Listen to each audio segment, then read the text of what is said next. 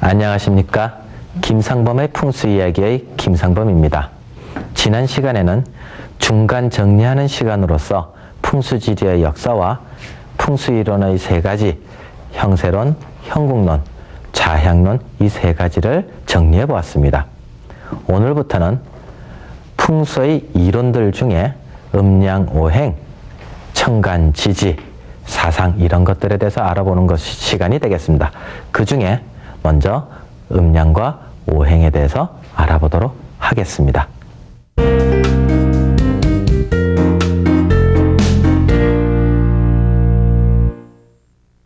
음양오행 시간입니다. 음양오행을 알려면 제일 먼저 뭐가 있어야 된다? 태극입니다. 우리가 태극기 하죠. 태극. 이 태극이라고 하는 소리는 결국에는 뭐냐? 자연의 이치입니다. 자연이 돌아가는 이치가 어떠한 것인가? 자연법이라는 게 어떠한 것인가? 결국에는 우리가 또 다른 말로 이것을 도다 뭐 이런 식으로도 이제 표현을 할 수가 있겠는데, 그럼 이 자연이 돌아가는 이치를 어떻게 그러면 알 수 있을까? 이러고 이제 생각을 해본 겁니다. 그러니까 세상을 바라보니까는 두 가지로 일단 나눠볼 수가 있겠구나. 해가 뜨니까 덥고 해가 지니까 춥고, 해가 뜨니까 일을 하게 되고 해가 지니까 잠을 자게 되고, 남자가 있고 여자가 있고, 이래서 세상 바라보는 이치를 맨 처음 양분화를 시킵니다. 그래서 그것을 하나를 벼대양자를 써서 그 기운을 표현했고, 하나는 그늘음자를 써서 또 그 기운을 표현을 했습니다. 자, 그러면 우리가 양이라고 한다면, 또 그것을 음이라고 한다면, 이건 대체적으로 어떤 개념을 갖게 될 것이냐. 낮이다. 이건 밤이다. 그 다음 해가 떴으니까 덥다.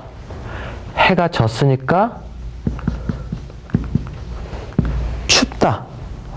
그 다음 밝다. 어둡다. 이런 식으로 이제 자꾸 구분을 해 나가는 겁니다. 그 다음 하늘에 해가 떠 있더라. 그러니까 밝더라. 해가 땅으로 들어가니까 어두워지더라. 거기에 낮이 돼서 움직이더라. 사람들이 움직이더라. 능동적이 되더라. 수동적이 되더라. 잠을 자더라. 수동적이 되더라. 그럼 이게 동적이다. 움직인다. 동적이 되더라. 그 다음 여기는 정적이 되더라. 많이 움직이는 게 역시 남자니까 이쪽을 또 남자로 본 것이고, 여기를 또 여자로 본 것입니다. 세상 만물이 하나는 순놈이 있더라. 또 하나는 암놈이 있더라. 수술이 있더라. 암술이 있더라. 그 다음 또 여기서 확장돼 가지고 논리가 나온 것들이 어떤 기운이, 양이라고 하는 기운은 팽창해 가는 기운이더라. 음이라고 하는 기운은 자꾸 웅크리고 수그려 들어가는 기운이더라. 수축하는 기운이더라. 이렇게 자연이 돌아가는 이치를 두 가지로 먼저 양분을 해본 거예요.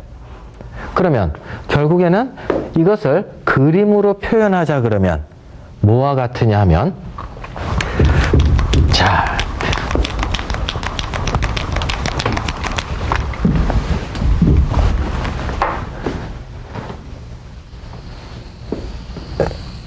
자연의 이치가 이렇더라는 거예요. 해가 뜨니까 밝더라. 능동적이고 막 움직이더라. 팽창하더라. 그래서 이걸 양의 기운이라 칭하고, 그 다음 해가 지니까 춥고 웅크리고 잠자고 수축하고 덜 움직이고 어두워지고, 이걸 음의 기운이라고 표현을 한 거예요. 그래서 다시 또 어떤 기운이 자꾸 자라나고 팽창하고 하는 것들을 양의 기운, 이걸 또 수축하고 웅크리고 하는 것들을, 어두워지는 것들을 또 음의 기운, 이런 식으로 사이클이 팽창했다가 수그러졌다가 팽창했다가 수그러졌다가 하는 것들을 자연의 이치로 보고 이것을 이제 나누게 된 겁니다. 자, 그러면 여기에서 먼저 우리는 이제 풍수지리 시간이니까 풍수에서 말하는 산과 수를 먼저 음량으로 구분을 한번 해보도록 하겠습니다. 자, 산은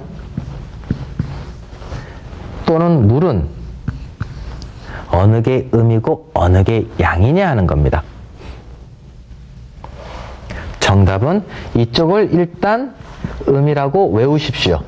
이쪽을 양이라고 외우십시오. 여기에서의 물은 이제 나중에 다시 말씀드리겠지만 오행, 목화토금수라고 하는 그 오행에서의 개념의 수가 아닙니다. 다시 말해서 이걸 물이라고 칭하는 게 더 맞겠네요. 물, 흐르는 물을 의미합니다. 풍수에서. 산등성이 큰 거 산. 그 다음에 이거는 계곡 사이로 흐르는 물. 이랬을 때 산은 음양 중에서도 이렇게 또 구분을 해보면 음에 속하고 그 다음 물은 양에 속하게 됩니다. 왜 그렇죠? 이 풍수에서는 어느 관점에서 음양을 구분했느냐, 움직이느냐 안 움직이느냐, 동적이냐 정적이냐를 가지고 판단을 한 겁니다. 그래서 산은 움직입니까 안 움직입니까? 안 움직이죠. 정적이죠. 정적이다. 그러니까는 아까 정적인 것은 뭐라 했습니까? 음이라 했습니다. 그래서 산은 음이에요. 그 다음 물은 흘러다닌단 말입니다. 능동적이고 그 다음에 동적이단 말입니다. 동적이니까 이걸 양으로 본 거예요. 또 다른 개념으로 또 살펴보면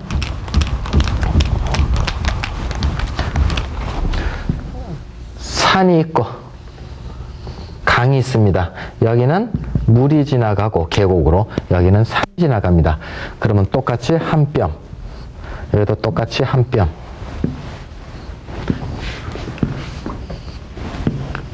이렇게 됐을 때 땅은 음이라 했고 하늘은 양이라 했습니다. 그러면 이쪽이 이쪽이 양, 이쪽이 이쪽이 양. 음이 많이 솟아올랐으므로 이걸 음이라 보시면 되고요. 양이 좁으니까 양은 작다. 산은 음이라 보시면 되고, 그 다음 여기는 양이 이만큼까지 내려와 있으니까는 또 물은 양이다. 이렇게 생각을 하셔도 되겠습니다. 항상 중요한 거는 뭐다? 산은 음이다. 그 다음 물은 양이다라고 하는 것을 알고 계셔야 됩니다.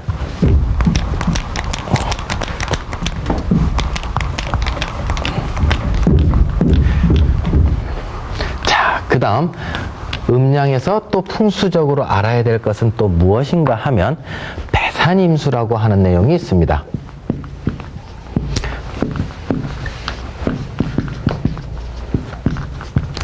뒤에는 산을 등지고 그 다음 앞에는 물이 임해야 된다라고 하는 논리입니다.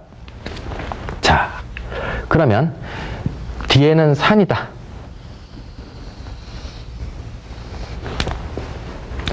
어떻게 앉아야 됩니까? 의자를 갖고 대청마루에 앉는다 그러면은 이렇게 의자를 보고 뒤에서 산 기운을 받아서 그 다음 앞으로 향한다. 이것이 배산임수입니다. 뒤에는 산이 있고 앞쪽으로 물이 흘러서 이게 안정된 상황이에요. 이게 풍수적으로 바람직합니다. 그 다음 이렇게 돼 있으면 뭐다? 뒤에가 물이고 그 다음 앞이 산줄기가 뒤에서 들어와야 되는데 이거는 앞을 향하고 있습니다. 이것은 바로 배수. 물이 뒤에 있는 상황이 됩니다. 배수 임산이 되겠죠.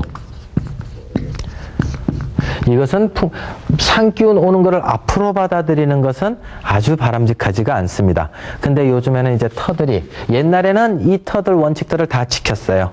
그런데 요즘에는 어떻다?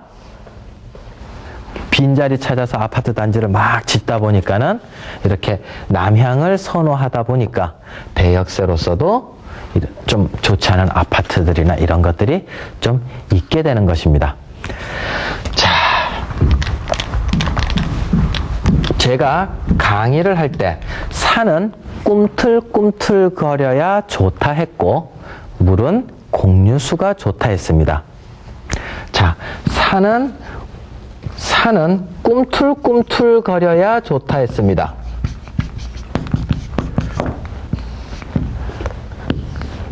그러면 산은 음입니까? 양입니까? 음이라고 지금 제가 말씀을 드렸습니다. 그러면 이 음은 조화를 얻으려면 어떻게 조화를 얻으면 되겠습니까? 양이라고 하는 기운을 얻으면 조화롭게 되겠죠. 음양이 맞아지니까. 그럼 그 산이 생동감 있게 꿈틀꿈틀거리는 양의 기운을 갖고 있다면 좋은 것이에요. 근데 산이 일직선으로 쭉 늘어져 있으면 기운이 없는 거죠. 힘이 없는 거죠. 그러므로 그것은 산은 일직선으로 쭉 뻗어 있으면 좋은 게 아니고 꿈틀꿈틀꿈틀거리고 있어야 음이라고 하는 놈이 양의 기운을 받아서 음양 조화가 이루어지는 거예요. 그 다음 물이라고 하는 것은 원래 양이라고 배웠습니다. 물은 양입니다. 그러면 양은 어떻게 흘러가야 됩니까? 뭐를 얻어야 됩니까? 음의 움직임을 얻어야 돼요. 그럼 음의 움직임은 어떤 겁니까? 직류수와 공유수 중에 어느 게 음입니까? 부드럽게 흘러가는 것이 음이고 직선으로 쫙 빨리 흘러나가는 직류수는 양이 되겠죠. 그래서 물은 굽이굽이 흘러가 천천히 음의 기운을 가진 공유수로서 흘러나가는 것이 좋은 물이 되는 것입니다.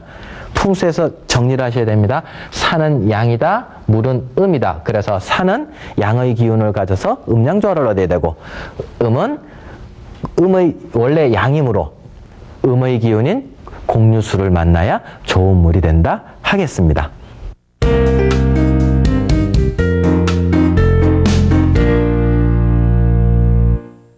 자, 자연의 이치인 태극은 음양으로 구분해서 볼 수 있다 했습니다. 자, 그러면 세상을 관찰을 하는데 이 음양 갖고도 뭔가 좀 부족하니까 이거를 좀 더 한 번 더 쪼개봐서 세상을 관찰을 해봐야 되겠다 이렇게 느낀 거예요. 이거 가지고 따지니까는 해가 뜨니까 덥더라, 해가 지니까 춥더라 이렇게 됐는데 나중에 가만히 보니까 봄에는 전체적으로 비슷한 기온이고 덥지도 않고 춥지도 않고 여름에는 아주 더웠다가 또 겨울에는 추웠다가 가을은 또 별로 안 추웠다가 이런 식으로 또 계절이 또 이것만 갖고 안 되는 분석들이 나타나기 또 시작을 한 겁니다. 그래서 이 양이 이런 식으로 이제 사이클을 이루어 나갈 때 양을 한 번 더 쪼개 본 거예요. 그래서 양을 앞부분을 목이라 칭했고 그 다음에 양기운 중에 후반부 기운을 화라고 어떤 기운이라고 칭해 본 거예요. 이걸 A라고 해도 되고 B라고 해도 상관이 없습니다. 그리고 또 음의 기운의 초반부 부분, 내려가는 초반부 부분을 금이라 칭했고 후반부 부분을 수라 칭했습니다. 그래서 양의 초반부 기운을 목, 양의 후반부 기운을 화, 그 다음에 음의 초반부 기운을 금, 음의 후반부 기운을 수라 칭하고 이 큰 양과 이 큰 음이 서로 반대적인 기질이므로 서로 부딪히지 말라고 윤활제 역할로 들어간 것이 여기에 또 다른 기운, 토라고 칭해서 들어간 것입니다. 그래서 여기서 팽창하는 기운을 우리는 그 중에서도 뭘로 생각하면 제일 좋으냐? 목이라고 하는 기운, 여기서 나무라는 뜻은 아닙니다. 불이라는 꼭 말하는 뜻은 아닙니다. 양의 초반부 기운을 꼭 나무가 자라는 것과 같은 기운과 유사하다 해서 목이라 칭했을 따름입니다. A, B, C, D, E라고 하셔도 상관없습니다. 자, 그러면 양의 초반부 기운은 꼭 어떤 느낌이냐?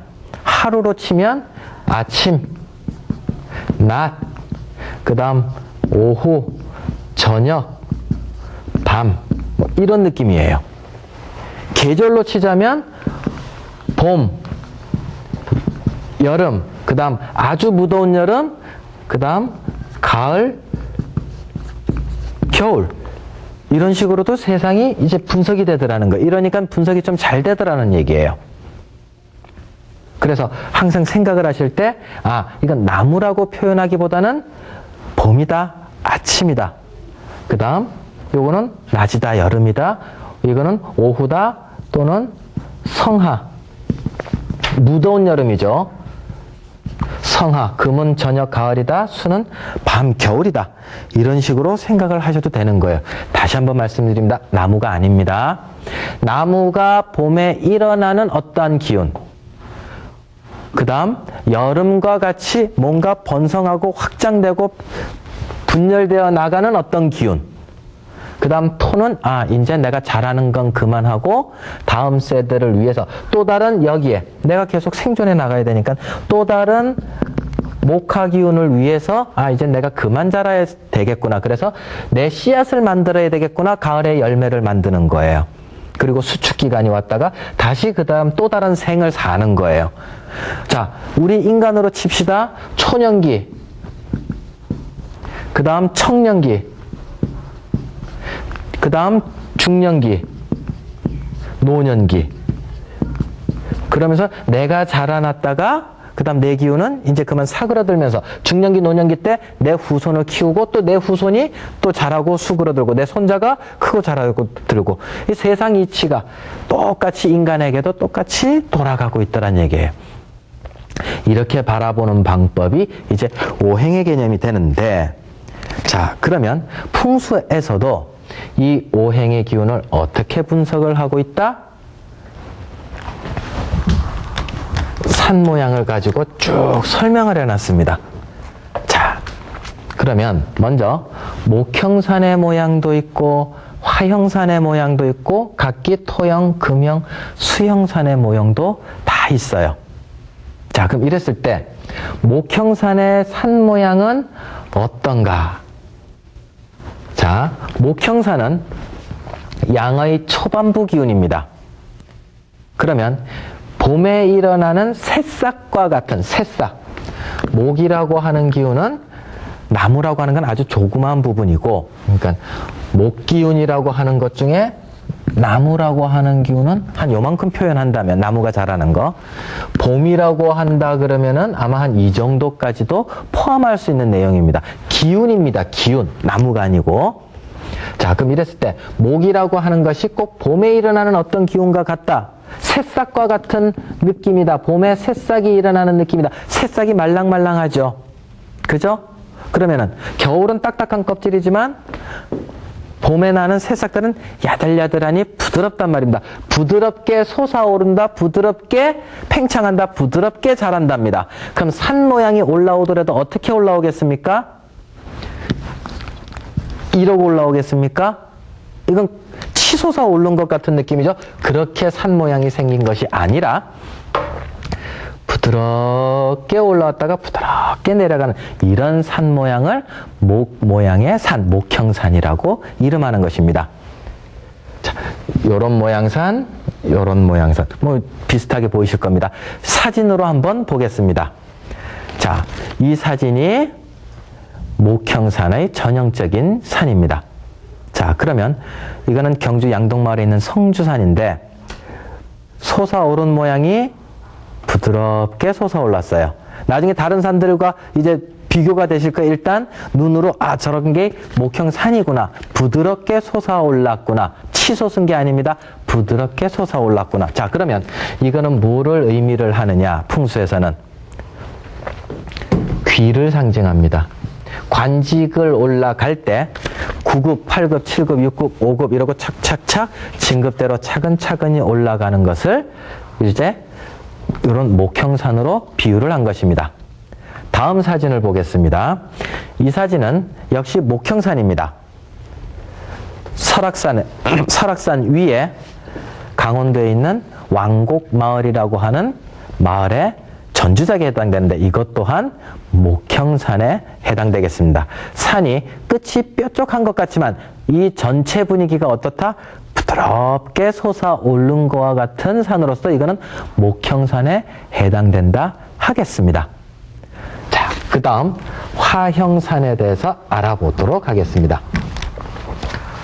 자, 화형산은 어떤 것이 이제 화형산이냐?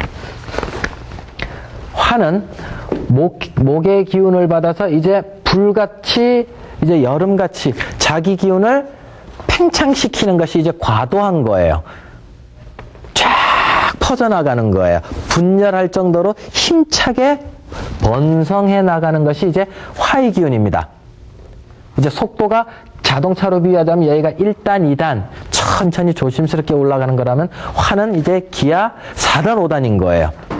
그래서 이제 속도가 막 빨라지기 시작을 하는 거예요. 컨트롤이 한 번씩 안 돼요. 자, 그런 화의 성질입니다. 여름의 성질입니다. 땡볕 같은 여름의 성질입니다. 그러면은 이 여름의 성질은 산 모양이 어떨까요? 그야말로 불같겠죠. 치솟은 바위들이 이러고 있는 거예요. 이런 산 모양들을 보면 화양이라 보시면 되겠습니다. 그 다음 산이 한 봉우리라 하더라도 뾰족하게 이렇게 탁 올라와 있는 산, 부드럽게 솟아올라 있는 산, 아까 이렇게 돼 있는 건 부드러운 산인데, 부드럽게 오른 산인데 이거는 치솟은 산입니다. 이렇게 치솟은 산은 봉우리가 한 개라 하더라도 화형의 성질을 가진 것이라 봐야 됩니다. 자, 그럼 화형의 성질은 산 모양은 이렇게 된 것들도 있고 이렇게 뾰족한 것도 있다 하겠습니다. 자, 다음 사진을 보겠습니다. 이 산은 가야산입니다. 가야산의, 그러니까 해인사 뒷산입니다. 해인사가 있는 가야산의 상왕봉인데 얘가 전체적으로 뿔뚝 막 바위들이 거세게 튀었어요. 이런 것들을 화형산이라 칭하겠습니다. 자, 그럼 주로 화형산은 어디 있다? 큰 산에 많아요. 다음 사진을 보겠습니다. 여기는 서울의 남쪽에 있는 관악산입니다. 관악산도 여기서 출렁출렁 이러면서 삐쩍 하면서 막 위로 솟구치고 있는 모양입니다. 꼭 불길이 번져가는 듯한 느낌의 산 모양을 가지고 있는 것이 이 화형산입니다. 이 화형은 뭐 꼭 발복론에서는 주로 기세, 왕성한 기세, 야, 이건 돈이다, 벼슬이다, 뭐 이런 걸로 따지기 이전에 기세로서 왕성한 기운을 갖고 있다. 이렇게 보시면 됩니다. 그 다음 세 번째로 토형산은 조금 있다 하고, 토형산을 지금 말씀을 드려야 되겠네요. 자, 토형산은 아까 제가 토의 성질은 어떤 것이 토다 했습니까? 큰 양과 큰 음이 서로 충돌하지 않도록 중간에 윤활제 역할을, 중간 매개체 역할로 들어간 기운이 토다 했습니다. 그러면 이 토는 양의 편도 들지도 않고 음의 편에 들지도 않아요. 그러면 중간자 역할을 잘하려면 평등해야 되겠죠. 이쪽 편도 안 들고 저쪽 편도 안 들고 공정해야 된단 말입니다. 그래서 이 토형산의 산 모양은 어떻다? 그야말로 어떠한 산 모양도 안 갖고 그냥 일자를 가지고 있습니다. 꼭 뒤주같이 생긴 산, 아니면 꼭 책상같이 생긴 산, 이걸 또 다른 말로 또 일자문성이라고도 합니다. 책상같이 생겼다 해서 일자문성. 자, 다음 사진을 보도록 하겠습니다. 여기는 경남 서창에 있는 영산대학교의 뒷산입니다. 이 뒷산을 보시면 일직선이에요. 가로로 일직선입니다. 그럼 이 일직선은 그야말로 토형산의 전형적인 산이 되는 것입니다. 자, 그러면 뒤주니까는 쌀도 있다. 또 책상으로 해석을 하면 공부도 한다. 그럼 쌀도 있으니까는 이거는 재물을 의미하기도 하고, 그 다음 이쪽은 또 책상으로 해석을 하면 공부도 되니까는 벼슬도 잘 오르겠구나. 이렇게 이제 해석을 하는 거죠. 자, 그러면 재물과 벼슬까지도 둘 다 커버를 하고 있는 산 모양이 토형산입니다. 자, 그 다음 이제 금형산에 대해서 알아보도록 하겠습니다.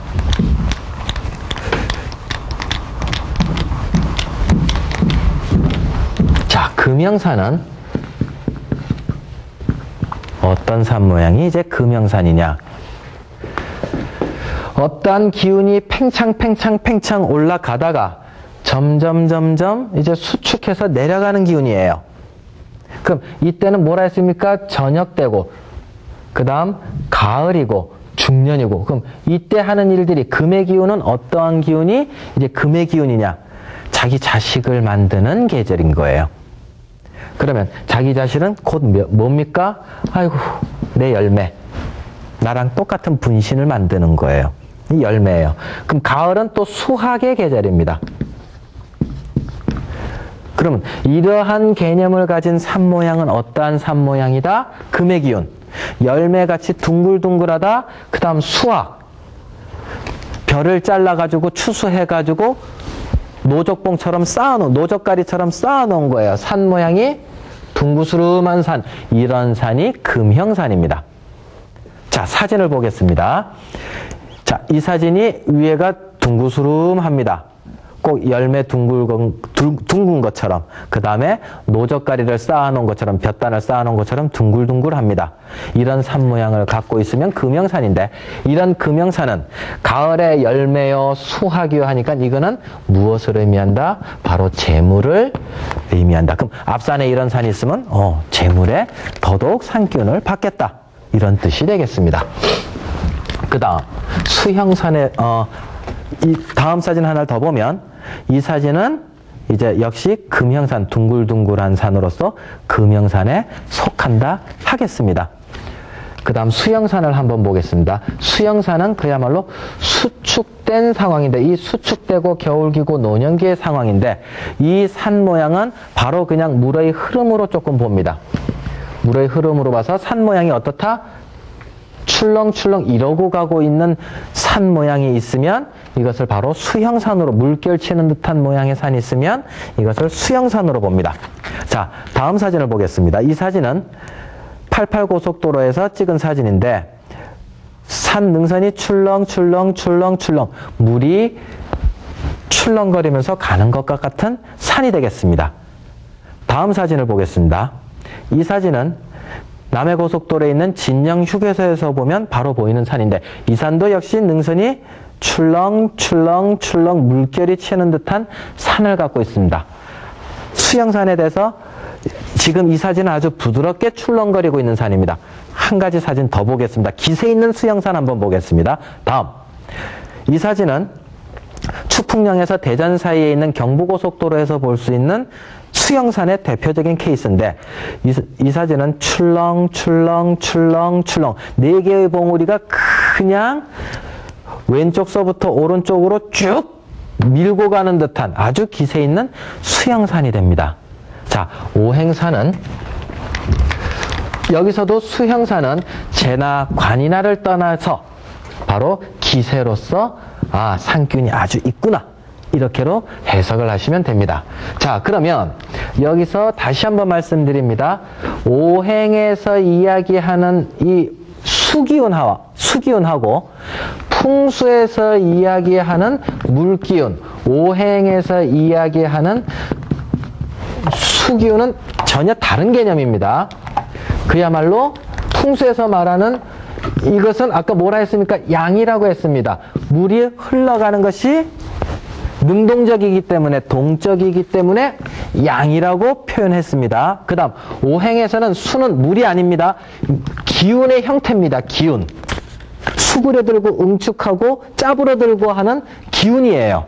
물이 아닙니다. 그래서 이거는 양에 비해서 음이라고 칭하는 것입니다. 그래서 이 부분은 항상 헷갈리지 않고 머릿속에 담아두시면 되겠습니다. 자, 그러면 오늘은 이제 태극이 음양으로 분화돼서 음양에 대해서 음이라고 하는 것, 산은 음이고 물은 양이다. 그 다음 배산임수를 지켜야 된다 라고 말씀드렸으며, 그 다음 오행으로 내려와서 오행에는 목화, 토, 금, 수가 있는데, 양의 기운을 목화라 하고 음의 기운을 금수라 한다. 그리고 그 조절하는 것이 토의 역할이다. 그래서 목형산, 화형산, 토, 금, 수의 여러 가지 산 모양 형태를 알아보았습니다. 다음 시간에는 그럼 이 오행에 대해서 좀 더 알아보는 시간을 갖도록 하겠습니다.